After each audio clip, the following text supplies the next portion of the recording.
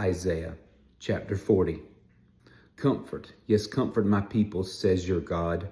Speak comfort to Jerusalem and cry out to her, that her warfare is ended, that her iniquity is pardoned, for she has received from the Lord's hand double for all her sins. The voice of one crying in the wilderness, prepare the way of the Lord, make straight in the desert a highway for our God. Every valley shall be exalted, and every mountain and hill brought low. The crooked places shall be made straight, and the rough places smooth. The glory of the Lord shall be revealed, and all flesh shall see it together, for the mouth of the Lord has spoken. The voice said, cry out. And he said, what shall I cry?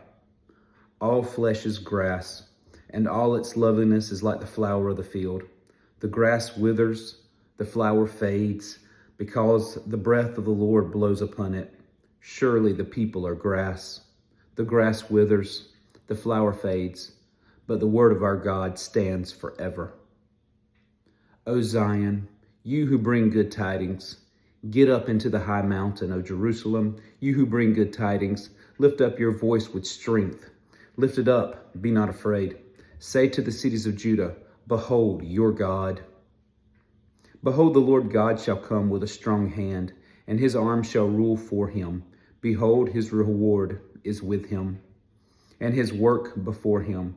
He will feed his flock like a shepherd. He will gather the lambs with his arm and carry them in his bosom, and gently lead those who are with young. Who has measured the waters in the hollow of his hand, measured the heaven with a span, and calculated the dust of the earth in a measure, weighed the mountains in scales and the hills in a balance? Who has directed the Spirit of the Lord, or as his counselor has taught him? With whom did he take counsel, and who instructed him, and taught him in the path of justice? Who taught him knowledge, and showed him the way of understanding? Behold, the nations are as a drop in a bucket, and are counted as the small dust on the scales.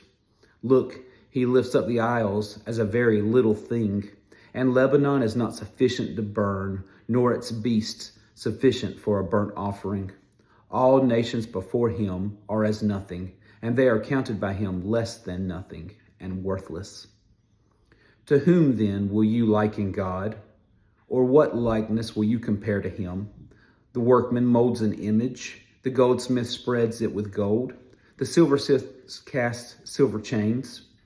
Whoever is too impoverished for such a contribution chooses a tree that will not rot. He seeks for himself a skillful workman to prepare a carved image that will not totter.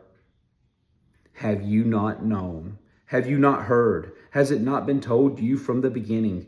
Have you not understood from the foundations of the earth? It is he who sits above the circle of the earth, and its inhabitants are like grasshoppers. He stretches out the heavens like a curtain and spreads them out like a tent to dwell in. He brings the princes to nothing. He makes the judges of the earth useless.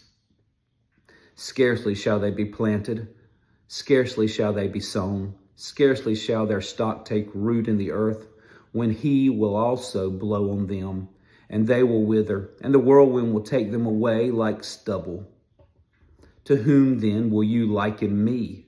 Or to whom shall I be equal, says the Holy One?